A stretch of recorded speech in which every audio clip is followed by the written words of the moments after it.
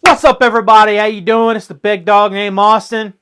Back at you with some March Madness, breaking down of the bracket, breaking down of what's happened so far. All 4 1 seeds, they're still in it. All 4 2 seeds, they're still in it. Now, not all 4 3 seeds. You had Kentucky Wildcats, one of the biggest upset of the tournament thus far. The Kentucky Wildcats, who were ranked third. You had the Kentucky Wildcats, who are ranked third in their region, losing to Oakland. Now, I thought Oakland, California. No. Oakland, Michigan. Cool. Okay, cool. Congratulations to them. First NCAA March Madness win in program history. Congratulations to them. Led by Jack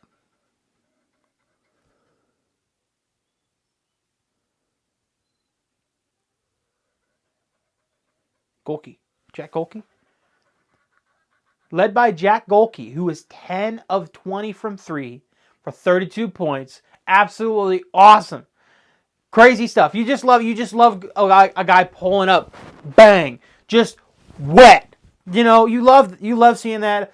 A shooter, it's always what it is. It's a shooter. It's somebody who gets hot during the tournament that you remember forever, and that's a perfect example. Unfortunately, they did lose in the next round, and that's kind of been the case. It hasn't really been upset city. It's all kind of been the higher seeds advancing. Like I said, all 4 number 1 seeds advance. UConn looks really good. They won by 39 against Stetson in the first round. They won by 27 against Northwestern in the second round. Purdue looked a little sluggish in the first game, but they ended up beating Grambling. And then in the second game, they put it to Utah, beating them by 39 points. North Carolina looks really good as well. Houston looks really good over in the other region. These 4 number 1 seeds, I think that could be all chalk by the time you get to the Final Four. I think, going back to my bracket, I don't know if I had all 4. I did. I had all 4 number 1s going.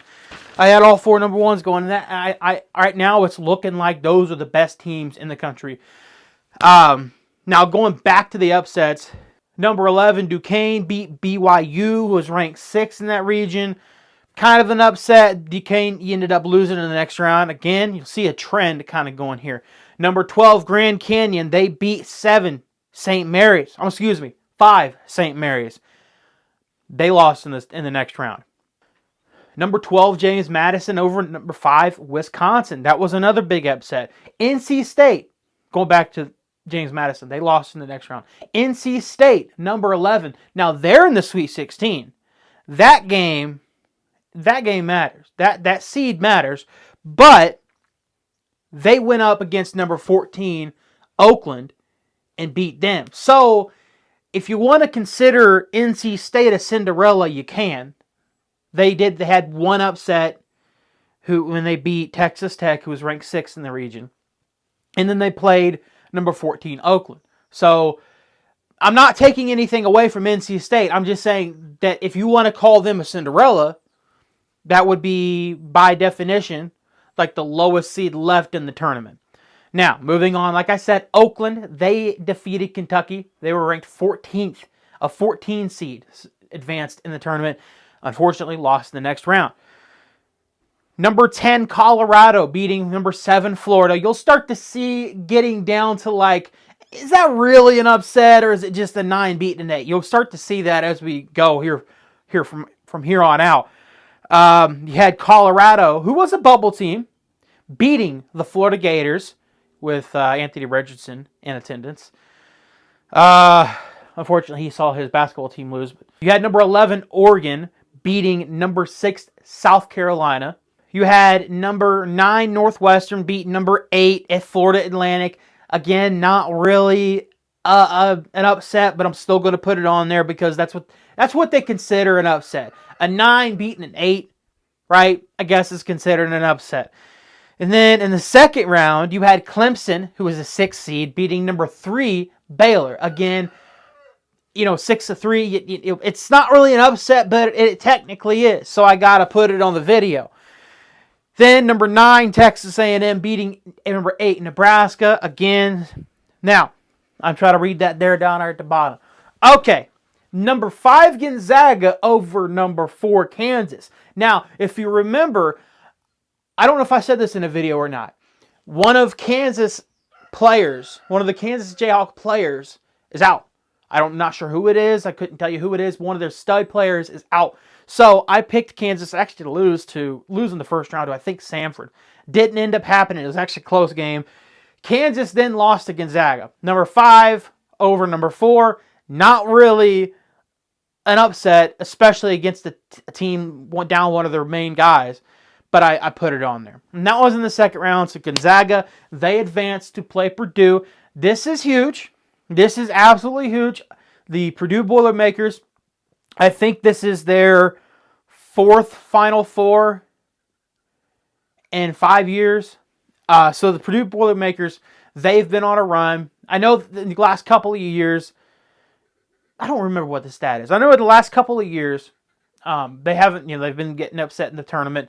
But this year seems different. They had that first game, they struggled a bit. In the second game against Utah State, they dominated from start to finish. I think Purdue has what it takes to go on a run. But this is when it gets tougher. You got the final 16 teams. These teams are the best teams in the bracket. Like, I really think that. I mean, there's really nobody who doesn't belong.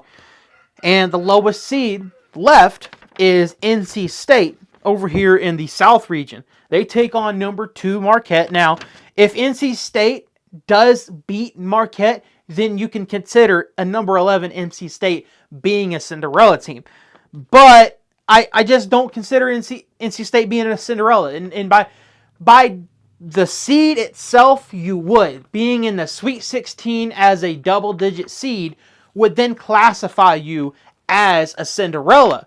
But again, I'm not taking anything away from them. Look who they beat. They beat number 14 Oakland. And they swarmed that sharpshooter, Jack Golke. If I'm pronouncing his name wrong, I'm trying to remember his name.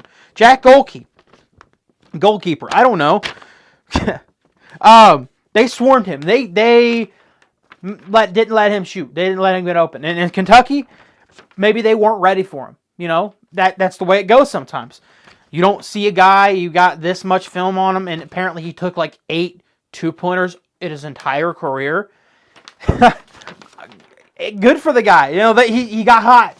He dropped 32 on a historical program, and now people in Kentucky are calling for John Calipari's head, figuratively speaking, as a coach. Right? So, with that being said, we're going to go run through the final 16 teams. And again, I'm probably going to stick with the main 4 that I had. UConn, they take on San Diego State. Number 1, UConn takes on number 5, San Diego State. Number 3, Illinois. They take on number 2, Iowa State. That's a really, really good matchup. I like that a lot. That's going to be on March 28th, so that's tomorrow. Number 1, North Carolina. They take on number 4, Alabama. Number 6, Clemson. They take on number 2, Arizona.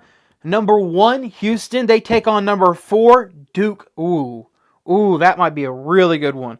And we got NC State against Marquette. As I mentioned, number 11, NC State against number 2, Marquette.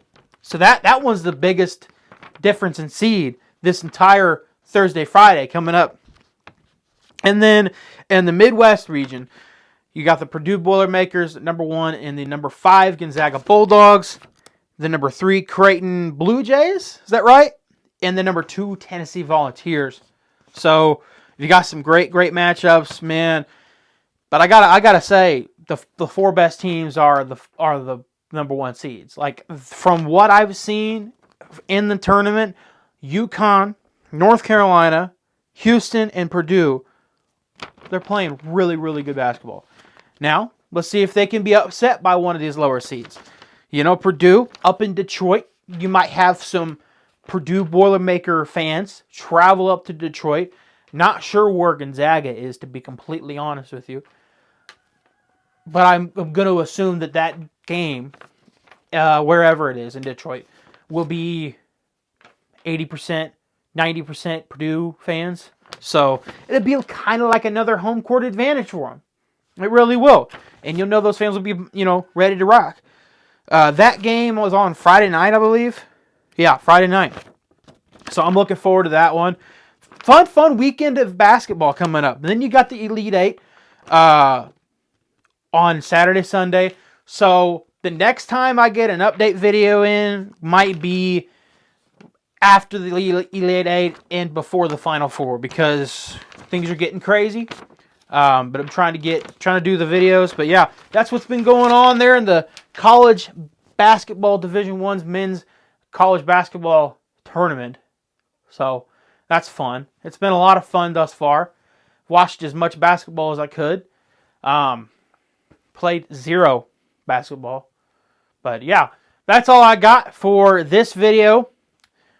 Again, I'm a big dog named Austin. If you would please comment, like, and share and subscribe. Everything. The chickens, thank you.